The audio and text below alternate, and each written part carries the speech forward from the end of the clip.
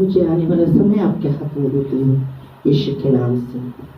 आमेन, hallelujah, praise Lord, प्रभु को महिमा, आमेन, hallelujah. इस समय वचन में हम देखते हैं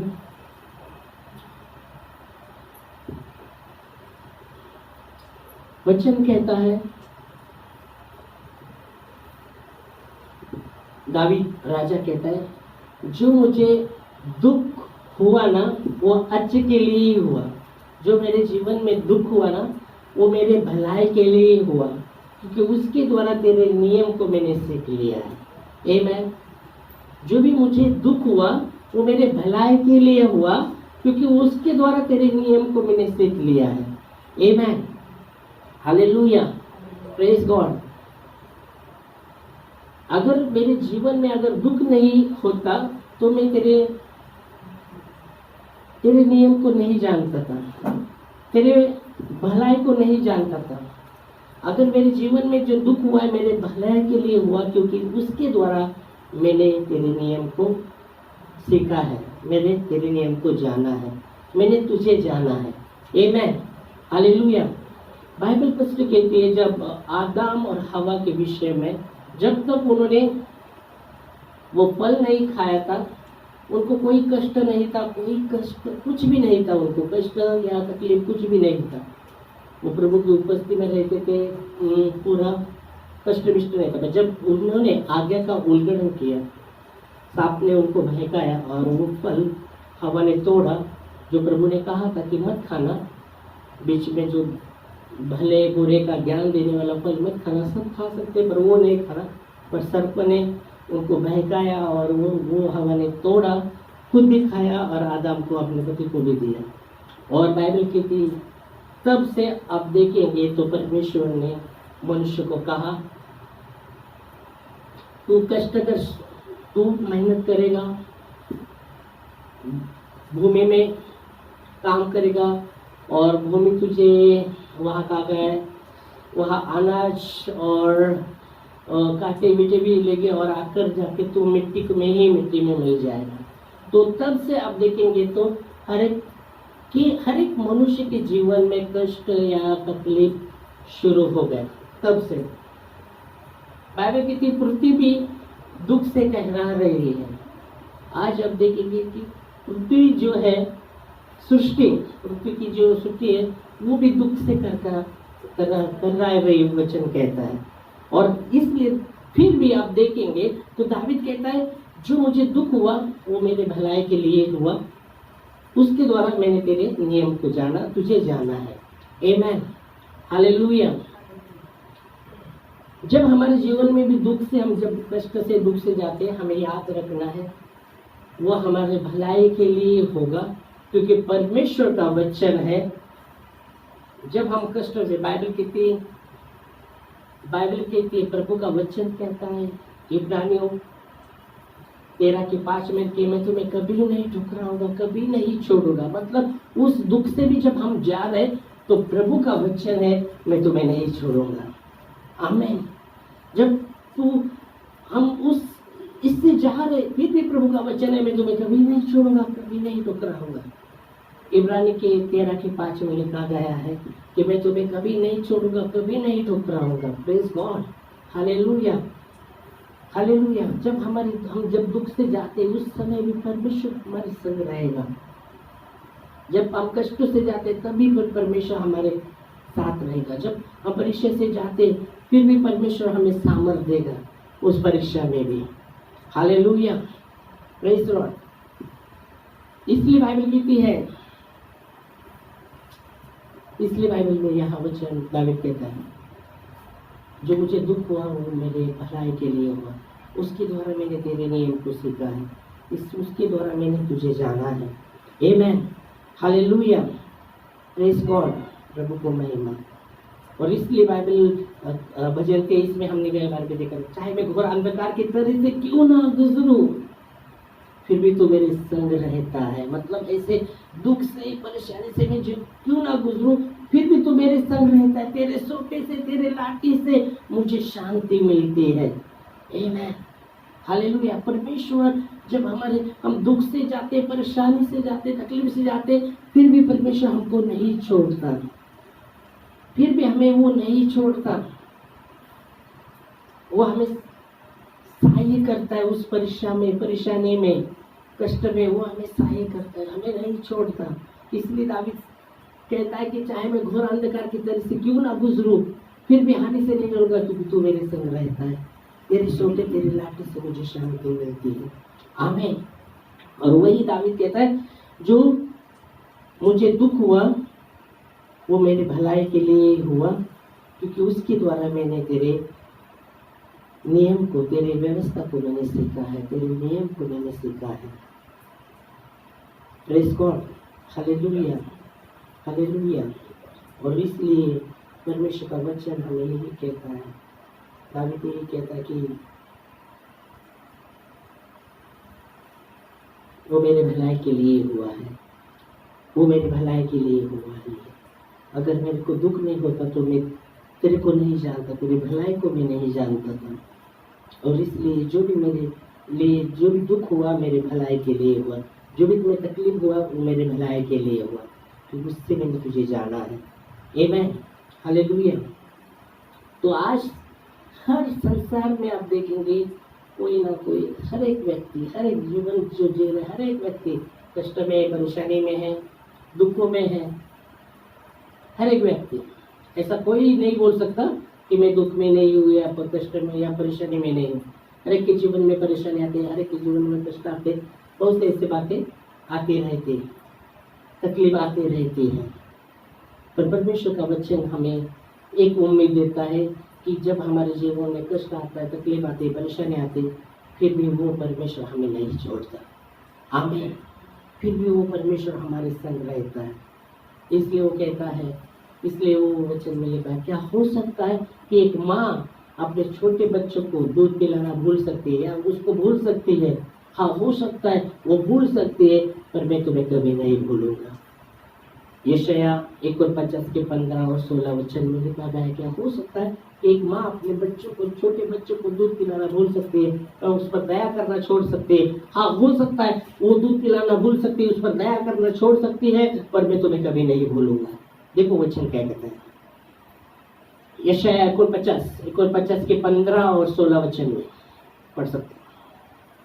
स्त्रीला आपल्या पोटच्या मुलाची करुणा येणार नाही, एवढा तुला आपल्या लहान्या बाळाचा विसर पडेल काय? कदाचित स्त्रियांना विसर पडेल, पण मी तुला विसरणार नाही। पहा, मी तुला आपल्या तळहातावर कोरून ठेवले आहे, आमेन। तुझे पोट नित्य माझ्या दृष्टीसमोर आहे। Hallelujah, praise God. तो यह वचन क्या कहता है? क्या हो सकता है कि माँ अपने बच्चों पर दया करना छोड़ सकती है या उसको भूल सकती है? हाँ, हो सकता है वो दया करना छोड़ सकती है, उसको भूल सकती है, पर मैं तुम्हें कभी नहीं भूलूंगा, मैं तुम्हें कभी नहीं भूलूंगा। हालेलुया। क्या हो सकता है एक माँ अपने छोटे बच्चों पर, हो सकता है क्या उस पर दया करना छोड़ सकती है या भूल सकती है? बोलो, भूल सकती है? दया करना छोड़ सकती है एक माँ अपने बच्चों पर? नहीं, नहीं ना, भूल सकते हैं, दया करना छोड़ सकते हैं। हाँ, नहीं, अभी उसका जन्म हुआ बच्चे का, क्या वो भूल सकती है क्या उस पर दया करना? अभी उसके पास है, या भूल सकती है क्या, अरे किधर रखा वो बेटे को मैंने? भूल सकते हैं? हाँ, नहीं भूल सकते ना। जन्म हुआ उसका जन्म हुआ है और बेटा इधर है, उसको भूल सकते क्या माँ? नहीं भूल सकते। या उस पर दया करना नहीं छोड़ सकती। और रोएगा तो वो माँ उसके पास जाएगी ना, उस पर दया करेगी, उसको नहीं भूल सकते।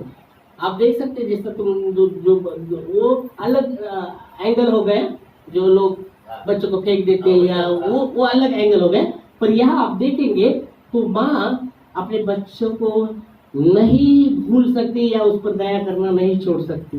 पर परमेश्वर का वचन कहता है, हाँ हो सकता है। ऐसा कैसा बोलो, ऐसा कैसा? हाँ, वो तो नहीं भूल सकते, उसका जन्म हुआ है, वो कहा है बेटा, भूल सकते है किधर रखा उसको, किधर है? नहीं, उसको पता है उधर रखा है, वो नहीं भूल सकती। हाँ, किधर रखा है उसको, या दया करना नहीं छोड़ सकती।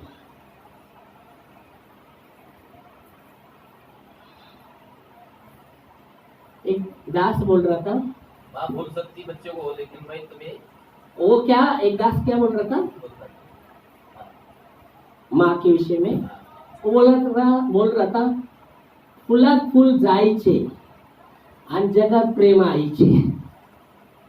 तो क्या ये ओके, वो बता रहा था हाँ माँ का प्रेम बढ़कर है, बढ़कर है।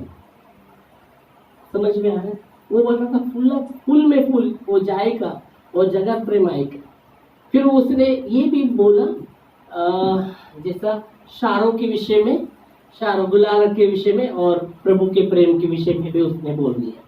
तो खास करके यहाँ वचन कहता है नहीं भूल सकती माँ, दया करना नहीं छोड़, पर वचन कहता है वो भूल सकती है, ऐसा नहीं हो सकता, पर फिर भी वचन कहता है हाँ वो भूल सकती है, दया करना छोड़ सकती है, पर मैं तुम्हें कभी नहीं भूलूंगा। आमीन। ऐसा प्रभु हमसे प्रेम करते हैं, हमारी मुसीबत में, हमारे कष्ट में, हमारे तकलीफ में भी वो हमें नहीं छोड़ता, यह वचन कहता है। और नहीं चाहता जब हम तकलीफ से जाते हैं, कष्ट से जाते हैं, वो तकलीफ हो रहा है हमारे जीवन में, वो नहीं, उसमें वो खुश नहीं रहेगा, खुश नहीं होगा, नहीं होगा वो खुश। क्योंकि बाइबल कहती है परमेश्वर ने हमारे गुनाह को लिया, हमारे तकलीफ को खुद पर लिया यीशु मसीह ने।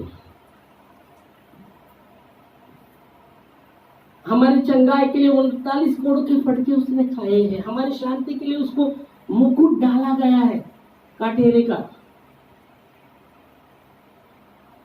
वो कहता है मैं तुम्हें नहीं भूलूंगा, मैं नहीं तुम्हें भूलूंगा। बाइबल कहती है जब आयुब के जीवन में जब सब कुछ सही था और जब शैतान प्रभु के पास, परमेश्वर के पास जाता है और प्रभु कहता है क्या तूने मेरे दास आयुब पर नजर डाला है? तूने तो कहाँ से आया? बोलते पृथ्वी पर इधर उधर से भटक भटक कर मैं आया हूँ। तो परमेश्वर कहते हैं क्या मेरे सेवक आयुब की ओर तूने ध्यान दिया क्या? वो बोलते तूने तो सब कुछ दिया है ना उसको, इसलिए वो तेरी स्तुति करता है। थोड़ा हाथ निकाल, वो तेरे नाम को कोसेगा, तेरे नाम को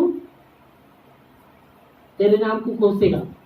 और बाइबल कहती है परमेश्वर अनुमति देता है, परमेश्वर शैतान को अनुमति देता है कि हाँ ठीक है मैं हाथ निकालता हूँ, तुझे उसके प्राण को छूना नहीं, बाकी तुझे जो करना है कर। अभी जब परमेश्वर ने अनुमति दिया, वचन कहता है एक ही दिन में ये बुरा समाचार उसके जीवन में, वो बुरा समाचार, उसका ये चला गया, उसका वो चला गया, एक दिन में 3 समाचार बुरे बुरे उसके सामने बातें आते रहती, ऐसा हुआ तेरा ये हो गया वो हो गया। फिर भी बाइबल कहती है आयुब परमेश्वर के साथ विश्वास योग्य रहा, उसने परमेश्वर के नाम को कभी कोसा नहीं, उसके नाम को उसने कोसा नहीं, उल्टा वो कहता है कि परमेश्वर ने लिया था, परमेश्वर ने लिया। फिर उसको इतना शरीर में इतना बीमारी आता है, इतना बीमारी, इतना कोड़ पूरा शरीर भर जाता है, इतना तकलीफ से। उसकी पत्नी बोलती है अभी तो श्राप दे और मर जा। फिर भी वो कहता है परमेश्वर से सुखी लेने का दुख नहीं क्या, परमेश्वर से सुखी लेने का दुख नहीं क्या। तो यह आप देख सकते सब बातों में वो विश्वास योग्य रहा, क्योंकि उसने जान लिया ऐसे परिस्थिति से भी जब मैं जा रहा हूँ परमेश्वर मेरे संग है। Hallelujah, praise Lord. इसलिए बाइबल कहती है भजन 91 उसके 15 में, तू मुझे पुकार मैं सुनूंगा और संकट के समय में तेरे संग रहूंगा, और उस संकट में भी मैं तेरे संग रहूंगा और मैं तुझे उस संकट से बचाकर मैं तुझे महिमा दूंगा। यह वचन कहता है, पढ़ सकते हैं। तो माझा धावा करेल तेव्हा मी त्याला उत्तर देईन, संकट समय मी त्याच्या जवळ राहीन, मी त्याला मुक्त करीन, मी त्याला गौरव देईन। आमेन। यह वचन कहता है तो वो मुझे पुकारेगा मैं सुनूंगा और संकट के समय मैं उसके संग रहूंगा। मैं उसके संग रहूंगा और उस संकट से मैं उसे बचाकर मैं उसको महिमा दूंगा। आमीन, हालेलुया। भजन संहिता 91 के 15 में यह वचन कहता है, वो मुझे पुकारेगा और मैं उसे उत्तर दूंगा।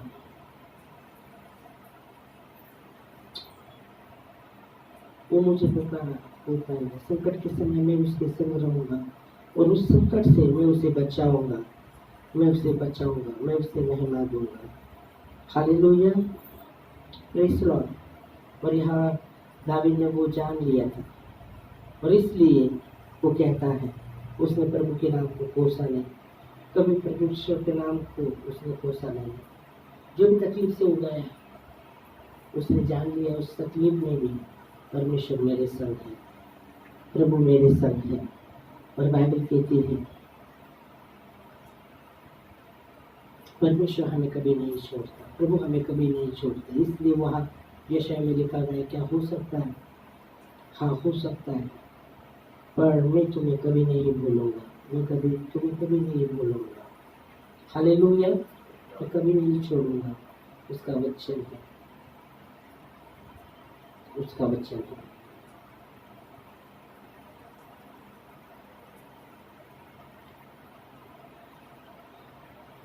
और इसलिए हमें याद रखना है जब ऐसे परिस्थिति से हम जाते हैं। इसलिए रोमियो में संत पौलुस कहते हैं,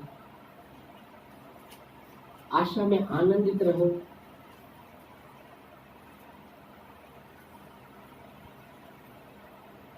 नित्य प्रार्थना करते रहो, कलिश में स्थिर रहो। पहली बात, कलिश में स्थिर रहो, आशा में आनंदित रहो और नित्य प्रार्थना करो। रोमियो 12:12 में मुझे लगता है मिलेगा वचन। रोमियो 12:12 में आप देखेंगे तो वो कहता है कलिश में स्थिर रहो। कलिश में कैसे मनुष्य स्थिर हो सकता है, कैसे तकलीफ में स्थिर हो सकता है? यहाँ वो कहता है कि पढ़ सकते हैं, आशा में आनंदित रहो। पहली बात, आशा में आनंदित रहो, आशा में आनंदित रहो। आशा का मतलब है अभी नहीं हुआ पर हो जाएगा, एक आशा है, एक आशा है, उसमें आनंदित रहो। बहुत बार हम देखते हैं हमारे जीवन में नहीं होता, हम दुखी हो जाते हैं। आशा में आनंदित नहीं होते, हम दुखी होते हैं, और कब होगा, कब होगा? पर यहाँ संत पौलुस कहते हैं आशा में आनंदित रहे। पहली बात, आशा में आनंदित रहे। आशा में अभी नहीं हुआ पर एक आशा है, होगा, प्रभु करेगा, एक आशा है, क्योंकि वो मुझे कभी नहीं छोड़ता, कभी नहीं ठुकराता। ये संकट से मैं जा रहा हूँ, ये परेशानी से मैं जा रहा हूँ, मुझे मालूम है एक दिन वो प्रभु, वो मैं आशा रखता हूँ, उसमें आनंदित रहता हूँ, आशा में आनंदित होता हूँ, मैं आशा में आनंदित रहता हूँ। यह संत पौलुस वही कहता है कि आशा में आनंदित रहो। दूसरी बात, कलिश में संकट में स्थिर रहो। दूसरी बात क्या कहता है? आशा में आनंदित रहो। दूसरा, कलिश में स्थिर रहो, कलिश में स्थिर रहो। पहली बात है आशा में आनंदित रहो, दूसरी बात है कलिश में स्थिर रहो। कलिश में बहुत बार मनुष्य अस्थिर हो जाता है, वो तकलीफ में वो बहुत ही अस्थिर हो जाता है, उसके अंदर स्थिरता नहीं रहती, उसको लगता रहेगा वो तकलीफ कब दूर होगा, कब होगा, कैसा उसका हाल होगा, कैसा उससे हम छुटकारा पाएंगे। पर यहाँ वो कहता है कलिश में स्थिर रहो। वही व्यक्ति स्थिर हो सकता है जिसने जाना ये कलिश में भी परमेश्वर मेरे संग है। वही उसका विश्वास उस कलिश में भी, हाँ प्रभु तू मेरे संग है, ये कलिश में भी वही व्यक्ति स्थिर हो सकता है कलिश में।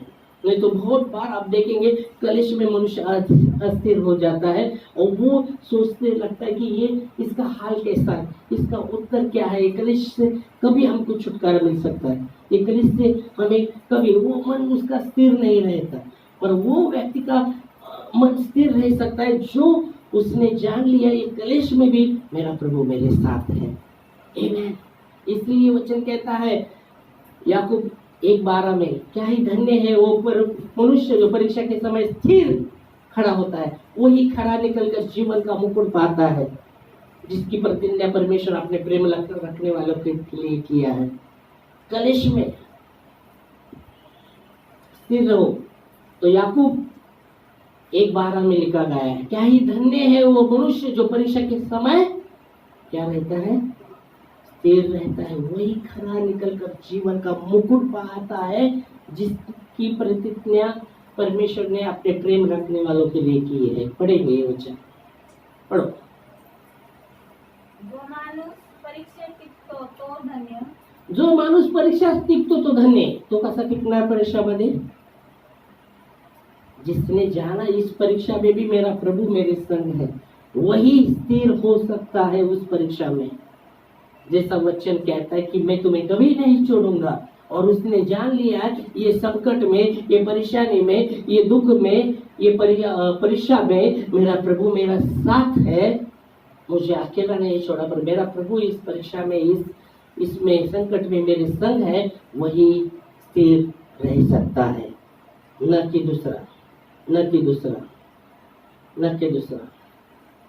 इसलिए बाइबल कहती है, यीशु मसीह कहते हैं कि दो मनुष्य मेरे पास आए, एक बुद्धिमान था, एक मूर्ख था, और वो मेरे पास आए और मेरे वचन को सुना, और उन्होंने, वचन कहता है, उन्होंने अपना घर बांधा। एक जो मूर्ख था उसने अपना घर वालों पर बांधा, पर जो बुद्धिमान व्यक्ति है उसने नींव डाली और अपना घर चट्टान पर बांधा।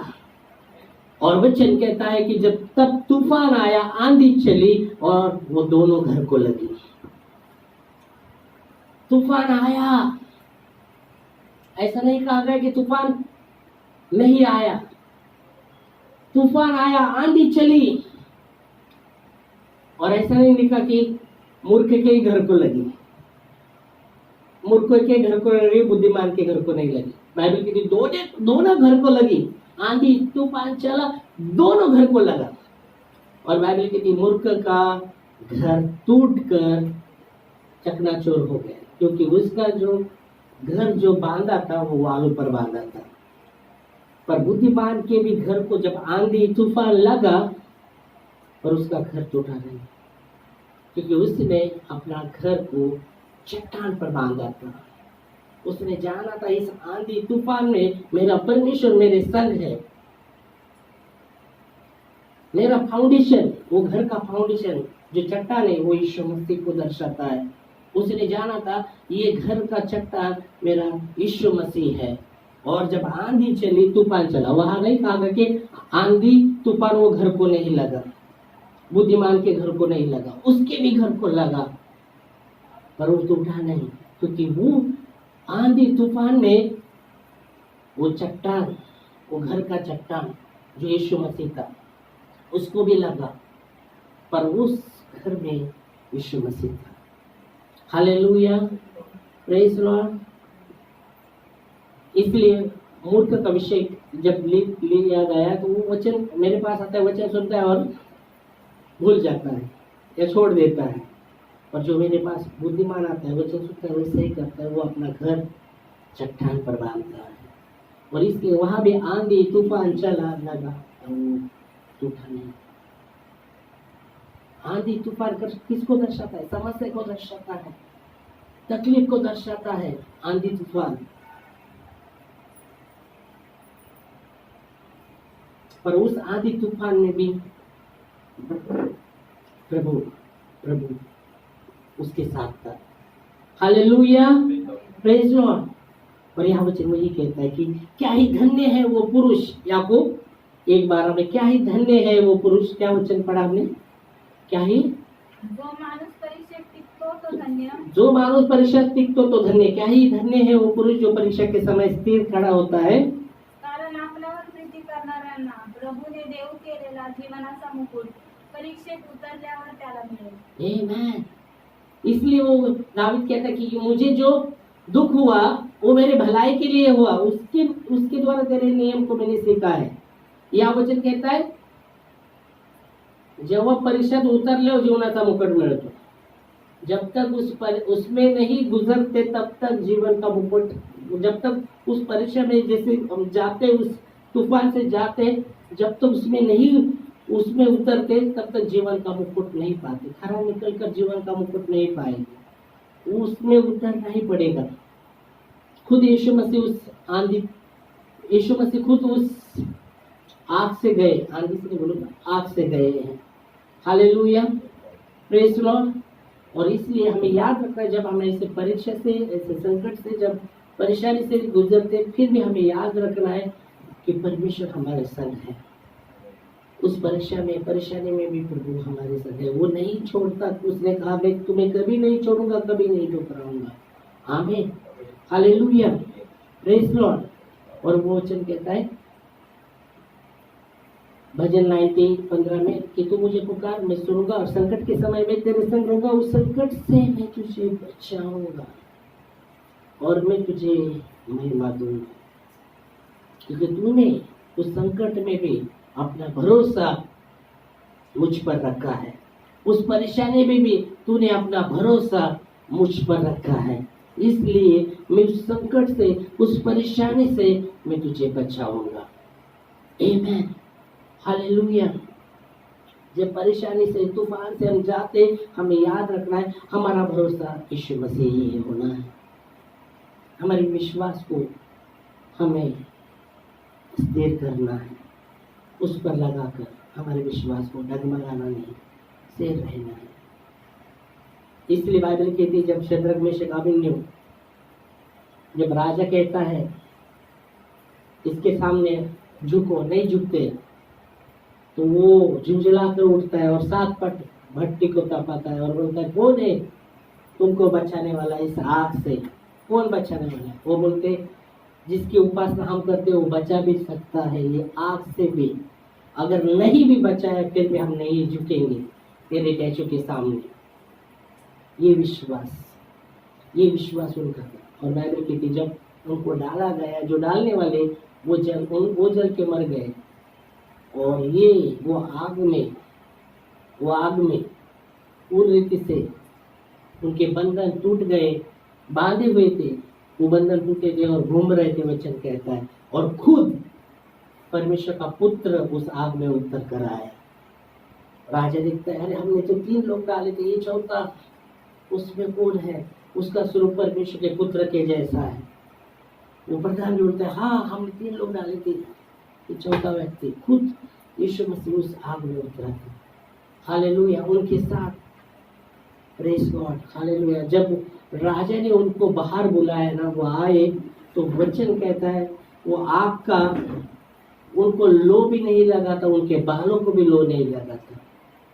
और फिर राजा ने हुक्म सुनाया कि यही परमेश्वर है जो पृथ्वी पर, स्वर्ग में और पृथ्वी में चमत्कार करने वाला परमेश्वर है, उसकी उपासना करें। आमीन, हालेलुया।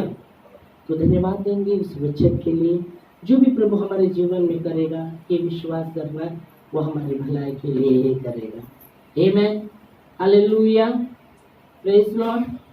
और इसलिए दावीद ने कहा जब मेरे को तकलीफ हुआ, जब मुझे कष्ट हुआ, वो मेरे भलाई के लिए ही हुआ, उसके द्वारा मैंने तुझे जाना है, तेरे नियम को मैंने जाना है।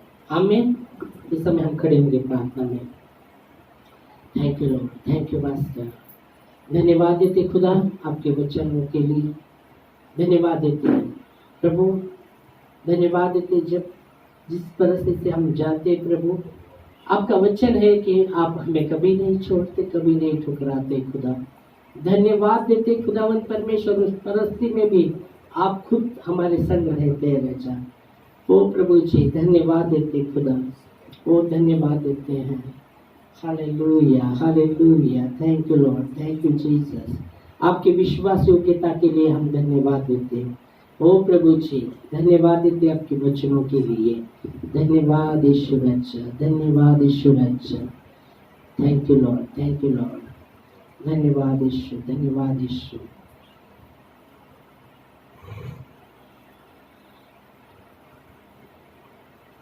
Thank you lord.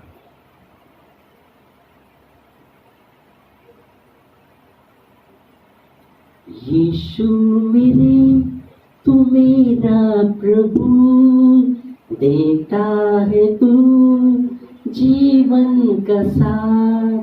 यीशु मेरे तू मेरा प्रभु, देता है तू जीवन का साथ। आहा आहा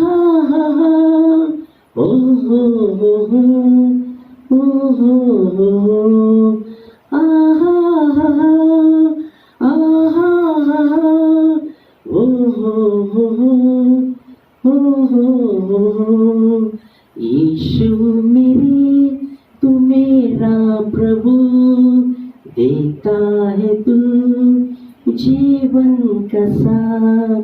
यीशु मेरे तू मेरा प्रभु, देता है तू जीवन का साथ। तूफानों में ना छोड़ता है तू, तूफानों से तू करता है पार। तूफानों में ना छोड़ता है तू, तूफानों से तू करता है पार। यीशु मेरे तू मेरा प्रभु, देता है तू जीवन का साथ। यीशु मेरे तू मेरा प्रभु, देता है तू जीवन का साथ। आहा हा हा, आहा हा हा, ओ हो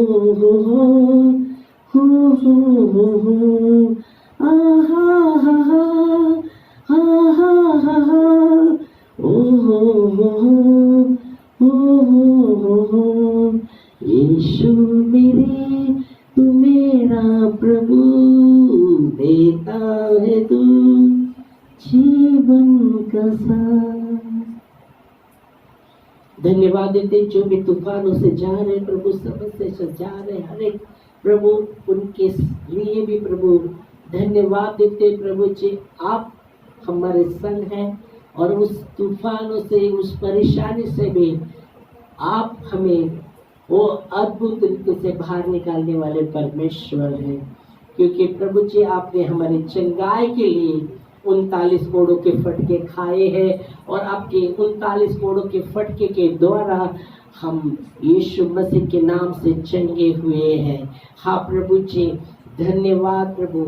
जो अशांति उनके जीवन में, उनके लिए प्रभु, हर एक के लिए ओ प्रभु जी आपने अपना आपके सर पर कांटेरी मुकुट डाला है, ताकि आपकी शांति हर एक के जीवन में वो बने रहे।